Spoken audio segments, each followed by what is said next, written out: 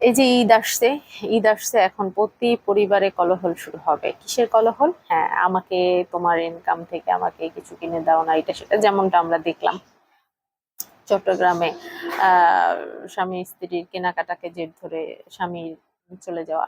তো এই যে নারী জাতি, আপনারা কেন ভাই বোঝেন না? আপনার আপনার আপনার যে পুরুষ, আপনার তার ইনকাম নাই, আপনার পুরুষের ইনকাম হচ্ছে 10 টাকা, আপনি যদি 20 টাকা তার কাছ থেকে দাবি করেন, তাহলে এটা নাইনসাফি ছাড়া আর কিছুই না। আপনি যখন নিজে ইনকাম করবেন তখন আপনি বুঝবেন যে টাকা ইনকাম করা এবং ওই টাকাটা দিয়ে, ওই স্যালারিটা দিয়ে মানে পুরোটা মাস ক্যারি করাটা কতটা কষ্ট হয়। নিজে ইনকাম করেন, তারপরে বুঝবেন।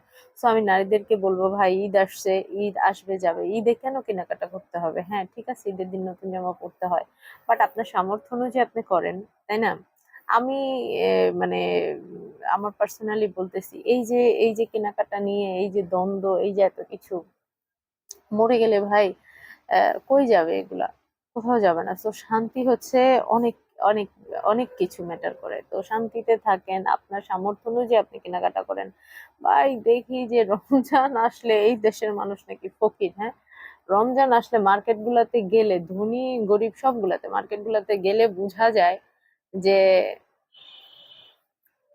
যাক ভাই, আর নিজের নিজের দেশের কথা নাই বললাম। তো আপনারা যারা এই যে অর্থ নিয়ে পুরুষদেরকে খোঁটা দেন, হ্যাঁ, তো এই কাজটা কখনোই করবেন না। একটা পুরুষের জন্য তার আর্থিক অবস্থা যদি নিচের দিকে হয়, সেটা নিয়ে যদি তার নারী, বিশেষ করে তার নিজের নারী, তার নিজের পরিবার পিঞ্চ করে কথা বলে, সেটা তার জন্য অনেক অনেক বেশি কষ্টের।